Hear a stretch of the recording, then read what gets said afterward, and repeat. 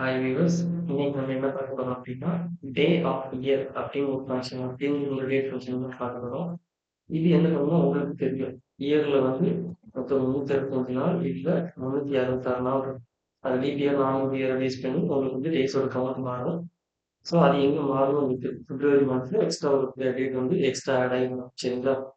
இப்ப நம்ம என்ன பண்ண போறோம்னா, இந்த டே ஆஃப் த இயர் அப்படின்னா ஸோ, இப்போ அந்த டே ஆஃப் த இயர்ல வந்து நம்ம ஒரு டேட்ட குடுத்தோம் அப்டின்னா, அது வந்து ஸ்பெசிஃபிக்கா நமக்கு வந்து பாயிண்ட் அவுட் பண்ணி காட்டும். இது இந்த வருஷத்துல இத்தனாவது நாள் தான் இந்த டே அப்டிங்கிற மாரி அது பாயிண்ட் அவுட் பண்ணி காமிக்கும். சரிங்களா? ஸோ, இது ஒரு எக்ஸாம்பிள் பார்ப்போம். Day of day of year அப்டிங்கிறது தான் இந்த ஃபங்ஷன். ஸோ, இப்போ வந்து நான் ஒரு டேட் குடுக்குறேன் 2020 06/10.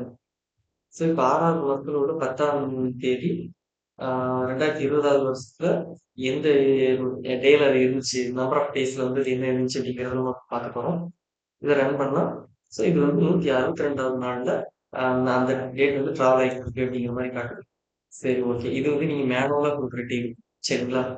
இப்போ இதே ஃபங்ஷன டே ஆஃப் இயர்ன்னு குடுத்துட்டு, இன்னைய டேட்டுக்கு என்ன மாதிரி அது இருக்கு அப்படிங்கிறத நம்ம தெரிஞ்சுக்கணும். சரிங்களா? எப்போதுமே அடுத்த காலம் குடுக்குறீங்க அப்படின்னா, அதுக்கு முன்னாடி ஜஸ்ட் ஒரு கமா குடுத்துக்கோங்க. இல்லன்னா சின்டாக்ஸ் எரர் அடிக்கும். ஸோ இப்ப இத ரன் பண்றேன். இன்னைய டேட்டுக்கு இது எத்தனாவது நாள்னு பார்த்தா, கிட்டத்தட்ட 249 டேஸ் 2249 அப்படிங்கிற டேஸ்ல நம்ம இப்ப இருக்கோம். சரிங்களா? ஸோ அந்த இயர் ஆல்மோஸ்ட் 3 குவார்ட்டர் பக்கத்துல வந்துட்டோம். சரி, ஓகே. சரி, ஓகே. நம்ம எல்லாரும் அடுத்த வீடியோல சந்திப்போம். இந்த ஃபங்ஷன் ஞாபகம் வச்சுக்கோங்க. டே ஆஃப் இயர். ஸோ என்ன பண்ணுது? இந்த வருஷத்துல இன்னைய டேட் நம்ம குடுக்குற டேட் வந்து எத்தனாவது டேஸ்ல இருக்கு அப்படிங்கிறத குடுக்குறது தான் அந்த ஃபங்ஷன் யூஸ் ஆகுது. சரிங்களா?